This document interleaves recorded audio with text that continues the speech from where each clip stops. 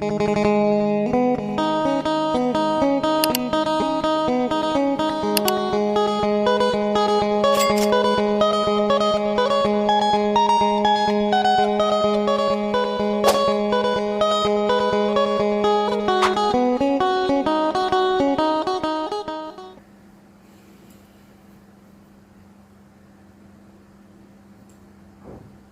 บทักทายสบายดีและสวัสดี FC พ่อแม่พี่น้องเบิดทุกผู้ทุกคนบ่ว่าสิเป็นฝั่งไทยฝั่งลาวหรือต่างประเทศอเมริกาเนาะอยู่ใจก็แล้วแต่ที่ฟังภาษาลาวและภาษาไทยออกมื้อนี้ตู้คำเนาะยินดีต้อนรับเข้าสู่ช่อง YouTube ตู้คำปันสุขเด้อพี่น้องเด้อเนาะเจอตุกคำวันนี้พี่น้องเอ๋ยเนาะก็คือเก่าคือเดิมเป็นยังไงแน่พี่น้องเอ๋ยเนาะและเวลานี้ทุกคนที่เขามาเบิ่งอยู่อยู่ใส่อยู่หัวอยู่ส่วนฝนตกกันบ่เนาะทั้งตุกคำตกพี่น้องตกหากันยุดหากันเศร้าคือมื้อนี้พี่น้องเอ๋ยเนาะก็บ่มีหยังหลายเด้อเนาะก็มานั่งลมนั่งคุยกันเรื่องน้องมะนาวคือเก่าเนาะก่อนที่เขาเรื่องน้องมะนาวพี่น้องน้องทุกคำกะมีแนวสีเหล่าสู่ฟังเนาะแล้วก็มีแนวถาม FC เนาะคือมาถาม FC กับบาโบเมนพี่น้องเนาะกับในความคิดเห็นของตู้คำเนาะที่ได้เบิ่งข่าวเนาะแล้วก็ได้ติดตามเรื่องราวไทยกับเขมรเนาะที่มีปัญหากันอยู่พี่น้องเนาะและเฮาประชาชนนี่ก็บ่อยากให้มันเกิดสงครามหรอกพี่น้องเนาะข่าวออกมารอบนี้แห้งว่าจีนนุนหลังเขมรพี่น้องเนาะจีนพร้อมผลักดันเขมรเรื่องการอาวุธเรื่องการอาวุธสงครามระเบิดอย่างก็แล้วแต่เนาะสนับสนุนทางเขมรสั่นจะเป็นข่าวจริงหรือข่าวปลอมพี่น้องเลยเนาะและมันมีคำถามของ FC เนาะหรือว่า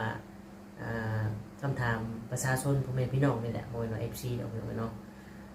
เกิดคำถามทำให้พี่น้องชาวไทยเฮานี่เนาะได้เกิดความคิดและได้เกิดคำถามว่าทหารเนาะทหารหรือว่าเจ้าหน้าที่หรือผู้ที่มีอำนาจถือกฎหมายเนาะย้อนไปในสมัยมีกลุ่มนักศึกษาตั้งม็อบออกมาประท้วงเนาะพี่น้องซึ่งเป็นคนไทยคนประเทศเดียวกันเนาะในพศ35บ่พี่น้องหรือว่าพศอย่างทุกคำท่านเกิดท่านประจักษ์เนาะหรือว่าเกิดแล้วหรือว่าจังไดมีนักศึกษาเนี่ยได้ตั้งม็อบหรือว่าออกมาประท้วงรัฐบาลหรือว่าแนวความขัดแย้งกันในการเมืองของประเทศไทยแหละพี่น้องเนาะและเจ้าหน้าที่เนาะตำรวจทหารเนี่ยใส่อาวุธยิงเลยเนาะยิงเข้าไปในกลุ่มศึกษาเลยพี่น้องเนาะตายเอลีได้พี่น้องตายแล้วกะบางเธอกะเอาไปฟังไว้ในค่ายทหารแน่หรือว่าในใจแน่เนาะตามที่ว่าเฮาได้เบิ่งข้อมูลนะพี่น้องและเอาไปให้จระเข้กินก็มีเพิ่นว่าพี่น้องตุกคำเลยสงสัยเนาะ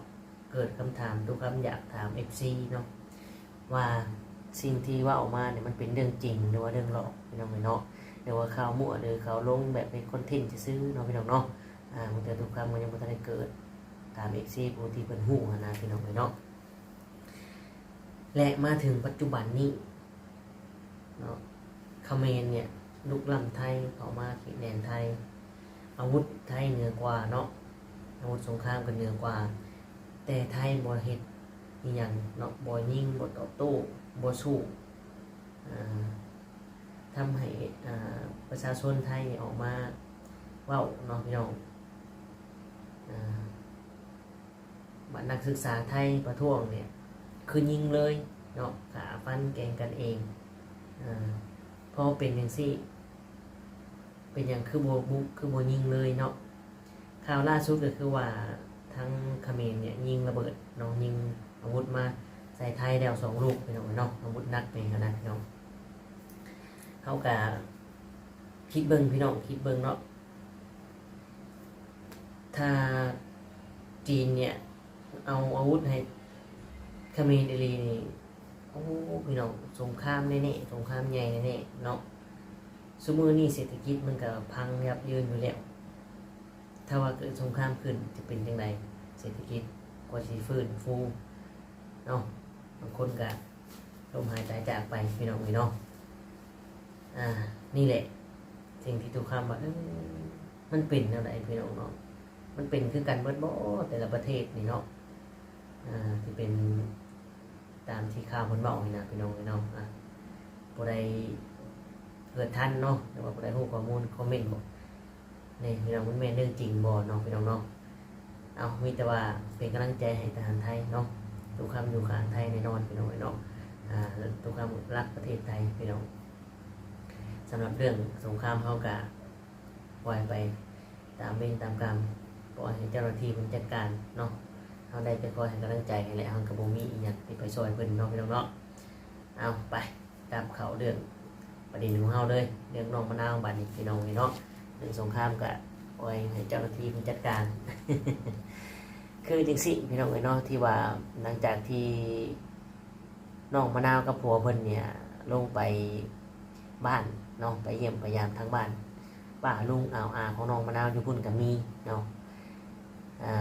และได้เห็นตู้ซิดได้เอาคลิปลงพี่น้องเนาะตู้ซิดเพิ่นได้เอาคลิปลงเพิ่นลงแนวนี้อีกพี่น้องเนาะจะมาไหวมาขอมาสู่ขอตอนนี้เนี่ยบ่ได้เนาะซึ่งเพิ่นได้โทรมาคุยกับตู้ซิดเรียบร้อยเนาะแล้วก็มีคลิปเสียงนำเพิ่นยืนยันเนาะยืนยันว่าบ่โตนนี้บ่พานี้บ่เฮ็ดทำร้ายน้องมะนาวแน่นอนเนาะจงเชื่อมั่นและวางใจได้เลยเพราะว่าคนผู้นี้เนาะหรือว่าไอเกตมานี่เนี่ยเป็นคนมีพี่มีน้องมีเรือนมีซ้านบ่เป็นคนโลเล่มาหลอกมาลวงดอกและข่าวดีพี่น้องเนาะและข่าวดีหลังจากที่ว่าเพิ่นลงไปเนี่ยทั้งนั้นกับผูกแขนต้อนรับผูกแขนครับเอาน้องมะนาวอย่างดีพี่น้องเนาะพอลงไปปุ๊บน้องมะนาวก็โทรเนาะโทรมาหาแม่ได้คุยกับแม่ก็ถามเรื่องราวแม่ก็จนน้ำตาไหลคิดฮอดเนาะเอาพี่น้องคิดเบิ่งว่าน้องมะนาวมาไทยแม่สิบ่คิดฮอดคนนี้บ่เนาะพี่น้องเนาะและประเด็นเนาะเอาประเด็นเรื่องราวย้อนกลับมาเรื่องไหวคอบานนี่พี่น้องเพิ่นว่ายังไหวคอบ่ได้ในตอนนี้เนาะเพิ่นก็เว้าเหตุผลเว้ารายละเอียดเว้าข้อมูลให้ฟังเนาะกะแม่นพี่น้องกะแม่นเนาะเพิ่นว่ายากเวียกเกี่ยวข้าวเกี่ยวน้ำข้าวก็สุก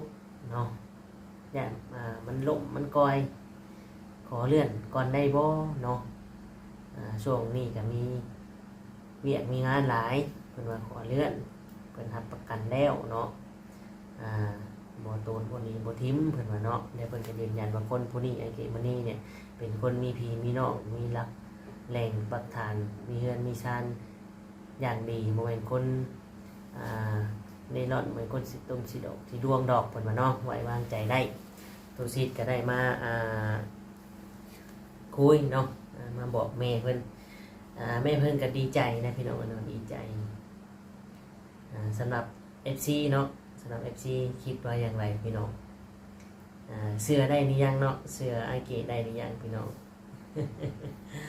แต่บ่เสื้อก็มีแต่ว่าติดตามกันต่อไปเนาะมีแต่ว่าติดตามกันต่อไปเพราะว่าเฮากับบ่ฮู้บ่เห็นอนาคตเนาะและตอนนี้เขาก็ยังบ่ฮู้นะว่าสมุงข้างหน้านี่เขาสิเจออีหยังเขาสิเฮ็ดหยังเขายังบ่ฮู้เลยเนาะพี่น้องนับไปซ้ายเนี่ยเพื่อสิฮอดบ่อื่นเนาะ ถ้าว่าฮอดมื้ออื่นแล้วมื้อนี้สิกลายเป็นอดีตหรือเป็นปัจจุบันเนาะพี่น้องมื้อนี้ก็กลายเป็นอดีตซึ่งเฮาสิกลับมาแก้ไขหยังบ่ได้เนาะเพราะฉะนั้นเฮาก็จงทำความดีและคิดดีทำดีต่อกันเนาะพี่น้องเนาะและฮะก็ให้โอกาสทางไอกิจวันนี้เพิ่นเนาะFC ได้พี่น้อง FC บางกลุ่มก็ยังบ่อยากให้โอกาสเนาะยังเป็นห่วงน้องมะนาวแต่ทั้งนี้ทั้งนั้นตู้ซิดแม่น้องมะนาวนี่ได้เปิดโอกาสให้แล้วทางป้าลุงเพิ่นก็โอเคถ้าหากมักแพงกันก็เอาแต่ว่าต้องเฮ็ดให้ถูกของเหตุประเพณีมันเนาะในช่วงนี้เราก็ขอเลื่อนขอพัดไปก่อนจ้าเราอะเนาะอยากเบียกอยากงานเกี่ยวเขาเกี่ยวน้ำเพื่อสิเดินทางมากับเป็นมือผู้ใดเนาะจากปากเซจำปาสักขึ้นมาก็ข้ามเติมหันดอกพี่น้องเนาะถ้ารถส่วนตัวกับบุคำดอกรถสายทางก็จะจอดดูแวะเอาคนตลอดสายทางเลยพี่น้องเนาะเอามีแต่ว่ารอรุ่นติดตามกันต่อไปพี่น้องเนาะFC ไม่ต้องห่วงพี่น้อง FC ไม่ต้องห่วงเนาะ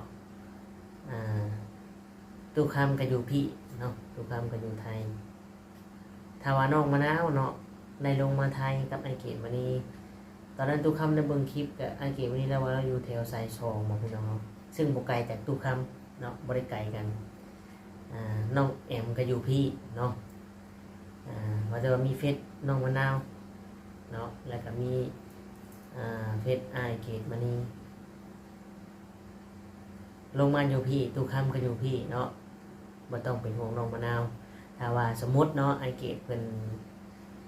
ทำให้เรียกว่าเฮ็ดบ่แนวบ่ดีกับน้องมะนาวเนาะตู้คำก็อยู่พี่เนาะตู้คำก็ช่วยเหลือพร้อมจะมาอยู่นำมาพักมาพรก็ได้เนาะอันนี้บอกในมุมที่ว่า FC เป็นห่วงแต่บ่ไว้วางใจไอเกตมานี่เนาะพี่น้องเอ้ยบ่ไว้วางใจไอเกตมานี่ก็บอก FC เนาะว่าทุกคำก็อยู่พี่ต้องเป็นห่วงน้องพี่น้องเนาะแต่ว่าถ้าว่าไอเกตมานี่เนาะมันเข้าไปมวยซอยน้องเนาปฏิเสธทุกคำก็เฮ็ดซอยเรือบ่ได้คือกันได้พี่น้องเอ้ยเนาะ แต่น้องมะนาวเราเป็นคนในนั้นดอกพี่น้องเอ้ยเนาะถ้าว่าได้ลงมาอีหลีเนาะทุกคำก็จะไปอัปเดตถ่ายให้ FC ได้เบิ่งว่าชีวิตการเป็นอยู่ปัจจุบันน้องมะนาวอยู่พี่ปัจจุบันเป็นแนวใดเนาะรอติดตามพี่น้องเนาะรอติดตามมีแต่ว่าให้กำลังใจในการให้ไอเกมมันนี่สู้ต่อไปเนาะอย่าเผาท่อแต่ทุกคำว่าเราโบท่อเนาะเราสู้อยู่แล้วคุยกับน้องมะนาวมาตั้งเป็นปี2 ปีเลยเนาะตั้งแต่มาหาหมออยู่ไทยครั้งแรกเป็นในคบคุยกันซึ่งมันก็เป็นเวลานานพอสมควรเลยพี่น้องยาวนานพอสมควรเนาะแต่ถ้าไม่พิสูจน์ฮักแท้ได้เนาะก็ถือว่าฮักแท้และเป็นบุญวาสนาที่เพิ่นได้ทำด้วยกันมาเนาะเพราะว่าหน้าตาก็ใกล้เคียงกันพี่อ้ายเนาะก็คือน้องซ้ายเนาะก็คือน้องเต๋อพี่น้องอยากคือกันเลยอยากคือกันซีหลายคนก็ว่าน้องเต๋อกับอาเกมนี่อยากคือกันคล้ายๆกันเนาะนี่แหละมันคือเคยทำบุญตั้งบาตรรวมกันมีศีลเสมอกันจึงได้มาพ่อมาเจอนะฮะแพงกันอยู่ร่วมกันเป็นครอบครัวเดียวกันเนาะโลกนี้บ่มีคำว่าบังเอิญพี่น้องเกิดจากเวรกรรมบุญวาสนาที่เฮาเคยสร้างมานำกันเนาะบ่มีคำว่าบังเอิญในโลกนี้เนาะพี่น้องเนาะคำว่าบังเอิญคือตู้คำกับตู้ซิดเนี่ยไปโลตัสเนาะโดยแบบบ่ได้นัดหมายกัน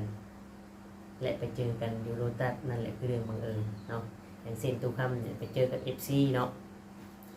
พอรู้จักกันอยู่กับ FC แต่ไปเจอกันอยู่ห่างโลตัสอยู่ไมโครบอยอยู่ใส่ก็แล้วแต่ทักทายกันนั่นแหละคือบังเอิญ โอ้บังเอิญเนาะบ่คิดว่าเจ้าสิมายังอ่าเลาะเล่นห่างอันนี้คือความมาบังเอิญพี่น้องเนาะอ่าบางคนเนี่ยถ้าว่ามีบุญวาสนาต่อกันเนี่ยโอ้ยย่างใกล้กันอยู่ใกล้กันนี่กินข้าวเบิ่งกันอยู่ก็ยังบ่ได้เอิ้นได้ชวนกันพี่น้องเนาะโอเคพี่น้องมันก็บ่ให้ไปตามบุญวาสนาเนาะสำหรับคลิปนี้ตูคำก็สิได้ขอตัวจบอำลาพระจักรพี่น้องไปผิดพลาดประการใดก็กราบขอโทษขออภัยนำหลายเด้อเนาะทุกคำคือสิได้กล่าวคำว่าสำบายดีแหละสวัสดีครับ